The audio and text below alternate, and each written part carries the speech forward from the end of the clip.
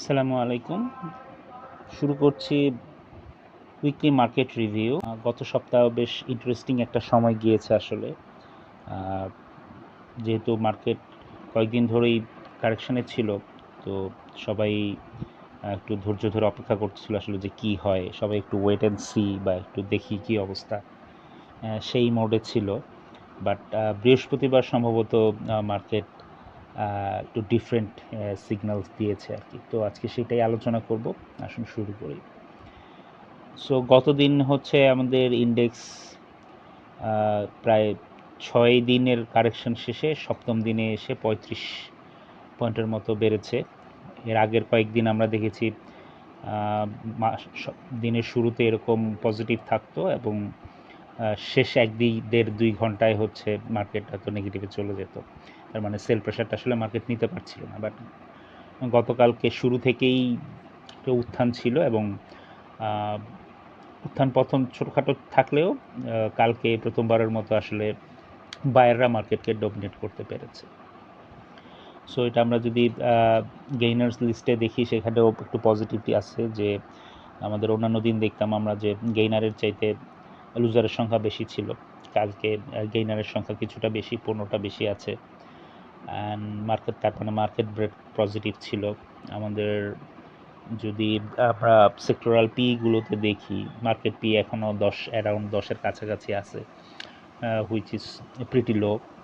And যেগুলো সবচেয়ে কম পির সেক্টর, ব্যাংক, ফুয়েল, দেন ফার্মাসিউটিক্যালস, টেক্সটাইলও বলতে পারেন, তো ওগুলো বেশ ভালো করেছে। যেমন সপ্তাহের মাঝামাঝি গিয়ে আমরা বলেছিলাম যে হয়তো মার্কেট সেক্টর চেঞ্জ করতে পারে।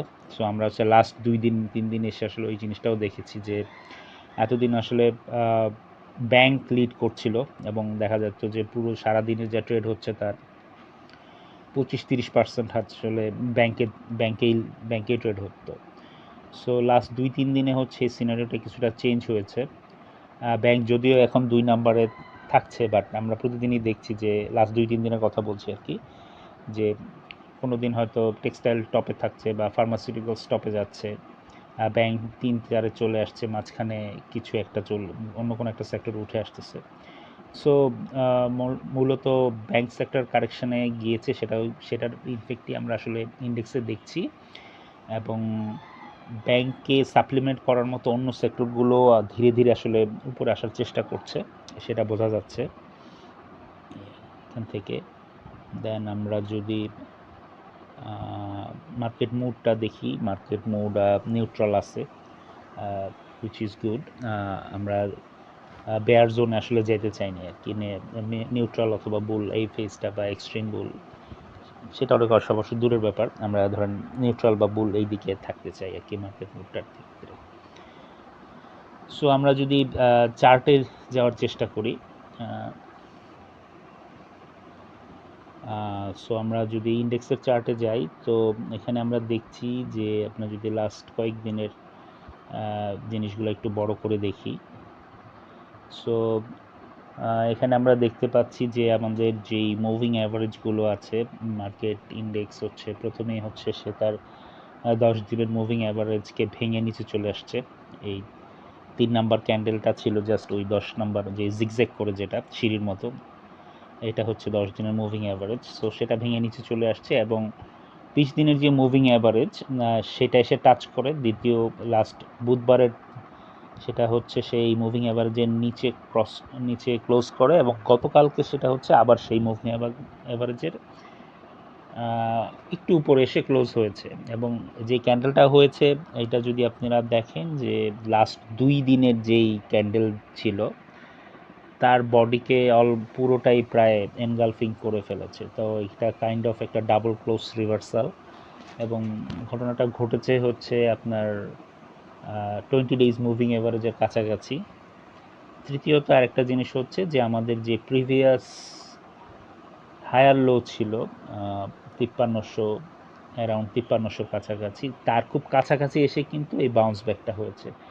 সো এটাকে কাইন্ড অফ আপনি ডাবল বটম ধরতে পারেন, কারণ হচ্ছে ওইটা ছিল 5300 আর আমাদের একদম সবচেয়ে লোয়েস্ট পয়েন্ট ছিল মনে হয় 5300, আমি যদি ভুল না হয়ে থাকে 5310-এর অ্যারাউন্ড কাছাকাছি মনে হয় নেমেছিল বুধবারে।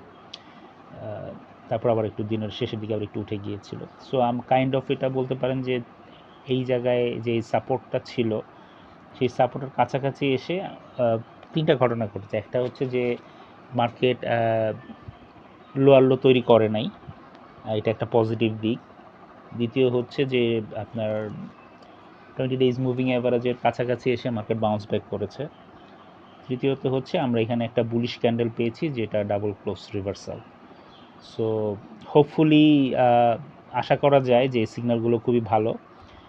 তো মার্কেট যদি এখন আরেকটা, যেটা আমরা একদম সপ্তাহের শুরুতে বলেছিলাম, যে মার্কেট যদি এখন আরেকটা হায়ার হাই করতে পারে, তার মানে যদি ইন্ডেক্স আবার সেই 5550 ক্রস করেও 60 মনে হয়েছিল, হ্যাঁ 60 ক্রস করে যদি উপরে যেতে পারে, তাহলে আমরা বলতে পারি যে আমাদের যে ট্রেন্ড, যেটা আপ ট্রেন্ড চলতেছিল, সেটা কন্টিনিউ করবে।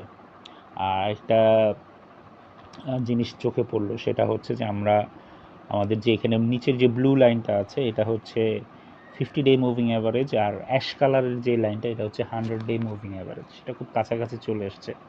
তার মানে এখানে আমরা একটা ক্রস ওভার দেখতে যাচ্ছি, হয়তো আগামী 2-3 দিনের মধ্যেই দেখব যে বাজারের 50 ডে মুভিং অ্যাভারেজ তার 100 ডে মুভিং অ্যাভারেজকে ক্রস করে উপরের দিকে চলে যাচ্ছে, which is also a good sign যে ট্রেনটা অনেক শক্তিশালী। সেটাই আসলে মানে যে ট্রেনটা চলমান, যে ট্রেনটা, সেটার শক্তিমত্তা প্রকাশ করছে।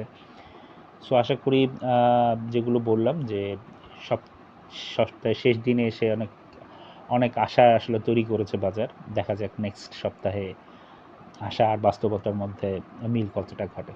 সবাই ভালো থাকবেন। খোদা হাফিজ।